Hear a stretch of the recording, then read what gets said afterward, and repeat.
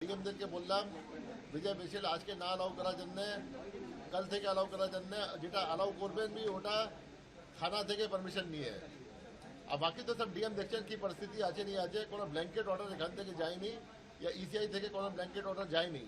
এটা বলা হয়েছে কি আপনি আজকে যদি না হবে তো ভালো হবে, কিন্তু আজকে দিতে भी হবে তো আপনাকে আগাম পারমিশন নিতে হবে এসডিও থেকে, ওসি থেকে, তারপরে করবেন কত লোক যাবেন, কোন রুট যাবেন नहीं যাবেন। আমরা সবাইকে আপিল করছি কি শান্তি রাখুন যেটা আছে। পোস্টপোল ভায়োলেন্স নিয়ে কি ভাবছেন? মানে পোস্টপোল ভায়োলেন্স দেখুন, আমি তো এটা বলবো, এটা পশ্চিমবঙ্গ মানুষ চায় না এখানে ভায়োলেন্স নিয়ে একটা নাম খারাপ হয়, স্টেটের নাম খারাপ হয় পাবলিকে।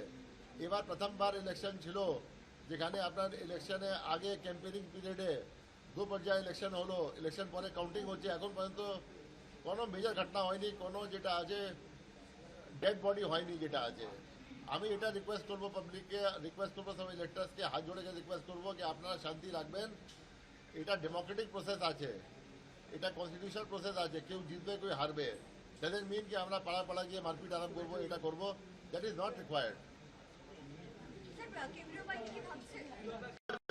তো আমি আগাম থেকে বলছি, এটা আমাদের বলেছে কি 500 কোটি কেন্দ্রীয় বাহিনী ইলেকশন পরেও থাকবে। স্যার